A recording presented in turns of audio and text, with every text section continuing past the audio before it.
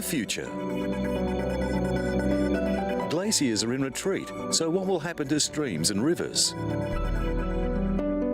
Taking a trip to Mars without leaving home. And the very peculiar genes of a very peculiar animal.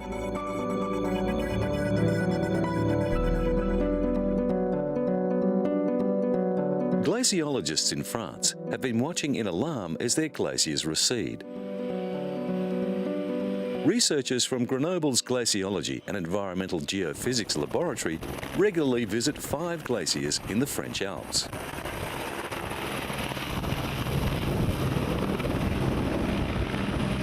Around the world, the alpine ice pack is diminishing. Glaciologist Christian Vincent and his team heads out several times a year to record how much snow has melted over the summer and how much has fallen during the winter.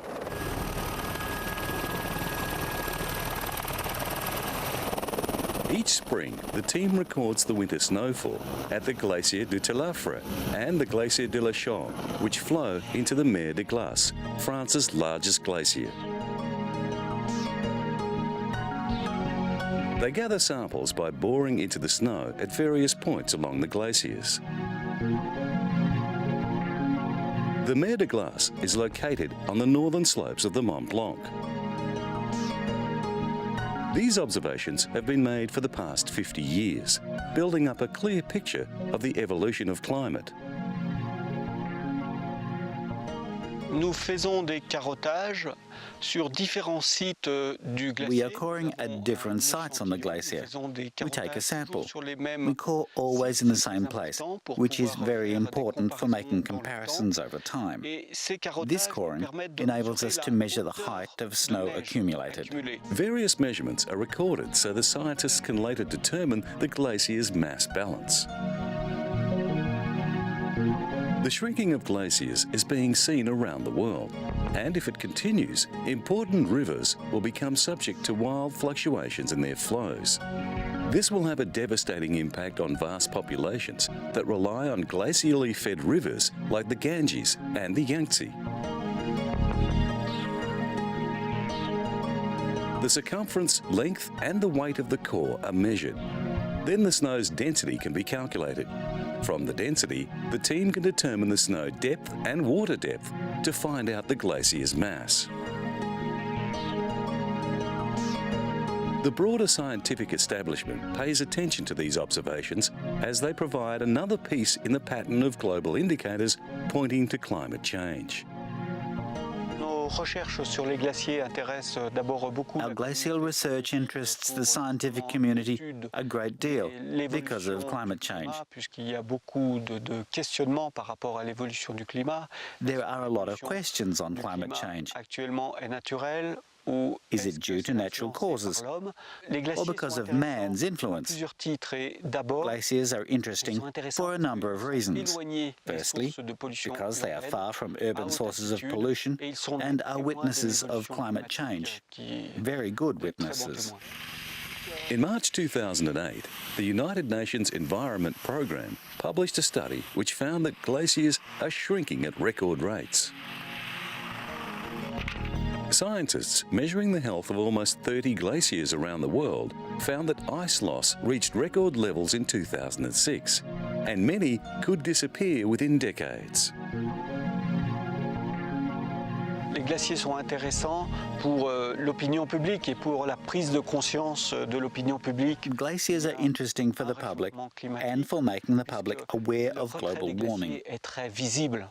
C'est visible à l'œil nu. Glacial retreat is very visible to the naked eye for those who come to the mountains from time to time, and we can also see it clearly by comparing photographs taken at different times and can see the glacier's retreat very clearly.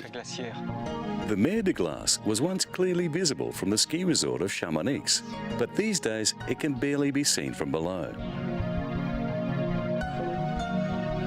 On average, glaciers around the world shrank by 1.5 metres in 2006, the most recent year for which global data is available.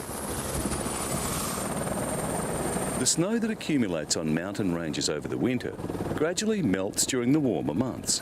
providing rivers with a steady flow of water, and glaciers play an important part in this hydrological cycle. But around the world, this cycle is being disrupted in different ways. In southern Australia, drought conditions have been prevalent for more than a decade. The city of Orange in New South Wales has come up with a new water conservation measure. Stormwater from the city's streets will be diverted and processed to boost falling dam levels. A weir will be built across a nearby creek, and when flows reach a certain level, the water will be pumped into a treatment facility, then transferred to the city's dam. But farmers downstream are concerned about the proposals. Apple grower Ian Pearce relies on pumping water from the creek during dry weather and is afraid there may not be enough left for irrigation under the new plans. Oh, well, that'd be pretty catastrophic. We've been very reliant on that water in the last, particularly the last 4 to 5 years when we've had a series of dry years, and we have used the licence to pump from the creek to irrigate our fruit trees during those dry periods. The authorities insist that those using the creek for farming have nothing to worry about. With dams across the area at only 40% of capacity or below, there is only enough water to last for another 18 months if things continue as they are. The extra water is expected to supply 6,000 homes per year.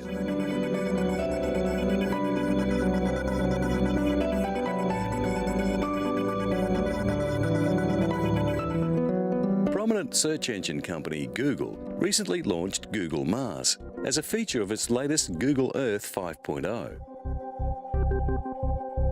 The Martian update has been compiled in collaboration with NASA's Ames Research Centre.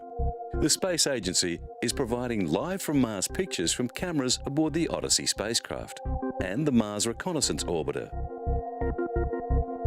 Access Mars by clicking on the planet icon in the Google Earth toolbar. There's a historical maps layer that shows how our knowledge of Mars has developed. Giovanni Schiaparelli drew these antique maps of Mars around 1890. They were compiled painstakingly through the telescope at the Brera Observatory. It was Schiaparelli who originally recorded a network of lines that he called canali, meaning channels, though it was often mistranslated as canals. Later, thanks to the observations of another Italian astronomer, Vincenzo Cerulli, it was realised that the canals were simply optical illusions. As observations of the red planet moved from Earth-based telescopes to cameras carried by space probes, our view of Mars became clearer. Now with Google Mars, we can view pictures from various landers and trace the paths of rovers that still move across the surface of the planet. In 2004, NASA's Mars exploration rover, Opportunity, landed near a small crater on the Meridiani Planum, and it's still sending back pictures and useful data. Recently, interest in Mars gained pace when the Phoenix lander touched down in the planet's northern polar region. Equipped with a robotic arm to gather soil samples for analysis, the lander has 3 different onboard analyzers. After more than 1 month on the surface, the first of the 8 tiny ovens was filled with a soil sample, but no water was detected. Because the sample had been exposed for several days, it was thought that any water present could have been lost through sublimation. The ground staff gave instructions for the testing of another sample. The instrument is a combination of a high-temperature furnace with a mass spectrometer.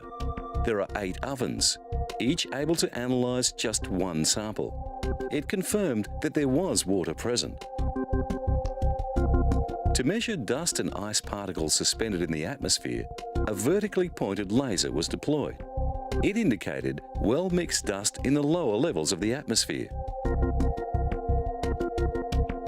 As much of this newly learned information as possible is available through the Google facility, but the most popular feature allows the user to browse the surface of Mars. For the newest imagery available from Mars, go to the Live from Mars layer. High-resolution images are accessible within hours of them being downloaded from currently orbiting spacecraft. Play the tour to orbit the planet and see pictures being taken by the Mars Odyssey team. The band beneath the orbiter that is currently being photographed is graphically represented. Users can fly along with Odyssey, as well as the Mars Reconnaissance Orbiter, and locations near the equator of the two operational Mars exploration rovers are clearly indicated. Users can read articles linked to the planet's more prominent features, such as the Valles Marineris and Olympus Mons. The next major mission to Mars aims at landing a car-sized rover, tentatively known as the Mars Science Laboratory. It will be powered not by solar panels, but by a radioisotope thermoelectric generator that should keep it going under all conditions for around 2 years.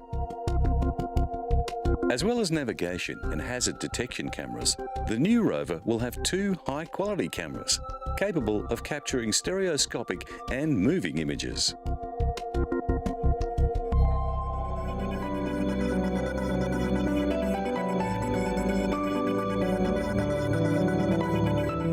Genetic researchers in Australia, working in conjunction with colleagues in Belgium, have discovered an area on one of the X chromosomes that is connected to diminished brain function. Similar problems can come about through a lack of oxygen at birth and damaged DNA. But when the problem is genetic, scientists estimate that in about 30% of patients, a defect in the X chromosome is the trigger. Using specialised molecular technology, scientists studied the genes of some 300 families, where the condition had been passed on from generation to generation. We believe this research is very important because it identifies a novel mechanism leading to a relatively mild to moderate form of intellectual disability, which is the information which can be used by the families. They found that in 6 of the families studied, a certain part of the X chromosome had been duplicated and contained higher than normal protein levels. They have called the condition X-linked mental retardation. The girls who carry the mutation on the X chromosome have 50% chance of having an affected boy. It means 1 out of 2 boys will be affected in families. People can have a simple blood test to see if they are carriers, and the discovery could lead to new treatments which might be able to turn the affected genes off. The genetic discovery is an important breakthrough. It brings a conclusion for these families about the definitive cause of the problem. Other conditions, including haemophilia, autism and muscular dystrophy, have also been traced to the X chromosome. Mental retardation affects 1 to 3% of the world's population. The platypus is one of only 2 egg-laying mammals, so scientists have been keen to map the animal's genome. The platypus is classed as a mammal because it has fur and feeds its young with milk. But it also has bird and reptile features. It lays eggs, has a duck-like bill and webbed feet. More than 100 scientists from the United States, Australia, Japan and other nations took part in mapping the genome, using DNA collected from a female platypus named Glennie. Another peculiar thing about the platypus is the male's venomous heel spurs. The venom contains proteins similar to those found in snakes. The platypus is a monotreme, a distinct category of mammals that includes only one other animal, the echidna, also native to Australia. Professor Jenny Graves from the Australian National University says the platypus genome has some singular traits. Well, what we found is that the genome, just like the animal, is an amazing amalgam of reptilian and mammal characteristics with quite a few unique platypus characteristics as well. Scientists recently published the genetic makeup of the Australian animal in the scientific journal Nature. The research could help explain how mammals evolved from reptiles millions of years ago. We expected that the platypus, like all other mammals, would have an X and a Y chromosome, and the Y chromosome would have a gene called SRY that is the gene that makes you male. But we couldn't find SRY, and the reason for that is it's not there. And what we found to our amazement is the sex chromosomes in a platypus are like the sex chromosomes of a bird, and so they work in a completely different way. The research suggests that milk production emerged 165 million years ago, a long time before the ability to give birth to live young. The platypus hatches without an immune system, and scientists conducting the research think the animal's snake-like proteins may help the young survive infection. This venom is composed of at least 19 different proteins. We're hoping that these proteins might be very useful for developing antibiotics to treat human diseases. Scientists believe mammals evolved from reptiles, and the animals that became platypuses and those that became humans shared an evolutionary path until about 165 million years ago, when the platypus branched off.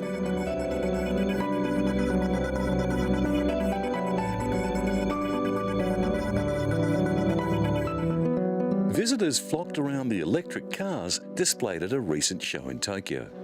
The struggling car industry is in need of a new direction, and interest in electric vehicles provides car makers with a ray of hope. Durasole, an Italian electric model, is already on the road, and over 2,000 cars have been sold worldwide. The two-seater car runs for 100 kilometres after being charged overnight at a standard domestic power outlet. So far, the biggest drawback with electric vehicles is the limited range available from the still expensive battery packs. A Durasole costs about $26,000.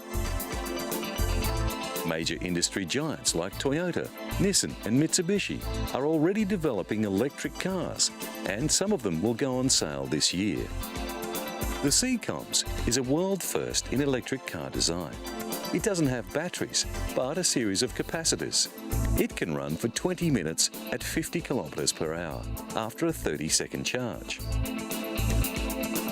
The developers feel that the capacitor system can be further refined to deliver far better performance. Industry leaders believe that people will buy electric vehicles if the price comes down, but it's essential for governments to encourage the technology through tighter emission standards and with buyer incentive programs.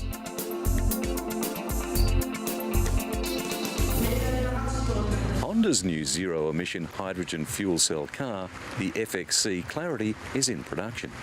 For more than 10 years, the company has been refining the fuel cell vehicle.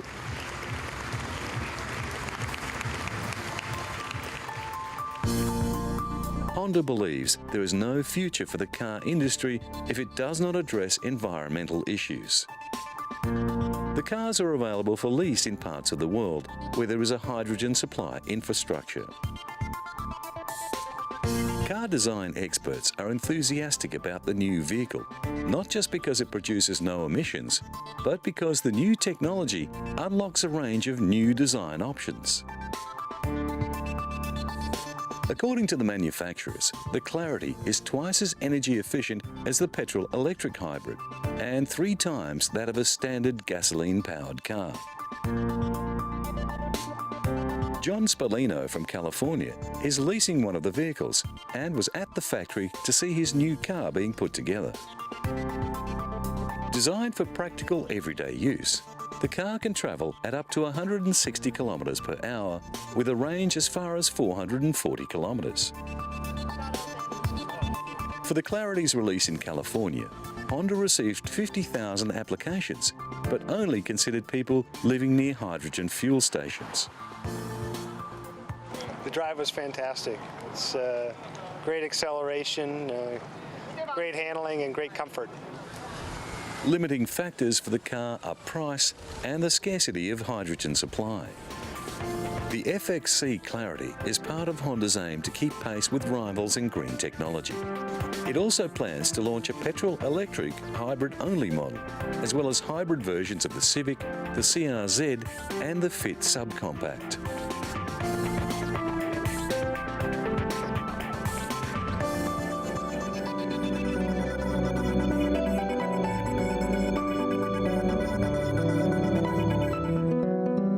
Doctors in Australia are giving patients with liver disease an alternative to hospital, needles and surgery. New equipment is allowing them to use a non-invasive scan to examine the liver, which means less discomfort for patients. Jan Hott contracted hepatitis C 30 years ago from a blood transfusion. So far, she has avoided exploratory surgery. Probably had the hep C made me ill, that would have pushed me into that, having to do that. It hasn't, and I'm really not very keen on having invasive surgery done like that.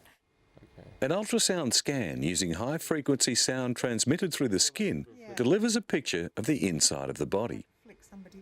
Doctors can view the readings on a screen, providing quicker results than laboratory tests from liver samples. Another advantage of the new technology is that it allows doctors to view a much larger area. By measuring the speed of that wave through the liver, we can determine how much scarring is in that person's liver. So, and all up the process takes probably about between 5 and 10 minutes.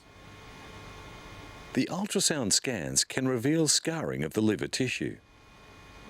You're looking at probably 200 times more of the liver than you do with the liver biopsy. So there may be arguments that this is a better way of looking at the liver than a liver biopsy when you're looking at scarring. Hepatitis C affects around 170 million people worldwide. Unlike the A and B strains, there is no vaccine available to prevent hepatitis C, and there is a link between hepatitis and liver cancer. A new treatment was available when cancer spread to Linda Campbell's liver. They told me there were so many that they couldn't count them. At the University of Maryland Medical Center in the United States, her doctors suggested testing a new, radically different type of chemotherapy, introduced directly to the liver. When you can increase the dose of chemotherapy into a region of the body where there are tumors present, you're going to get increased effectiveness. By targeting just the cancer site, they flooded her liver with 10 times the dose of a standard chemo drug. To prevent the drug spreading to the rest of the body, the blood, now loaded with chemo, is captured as it leaves the liver. It's passed through an external filter to remove the chemo, and the blood is then safely put back into the body. Early indications are that Linda's tumours are now starting to respond, and with the treatment so focused, there are few side effects. After 4 monthly treatments, images show liver tumours shrank in 50% of patients. Linda does not know if or when her cancer will start growing again. I'm not ready to die, and I figured if this can prolong my life, you know, for even a couple years, I'm willing to take it. Her doctors are very positive.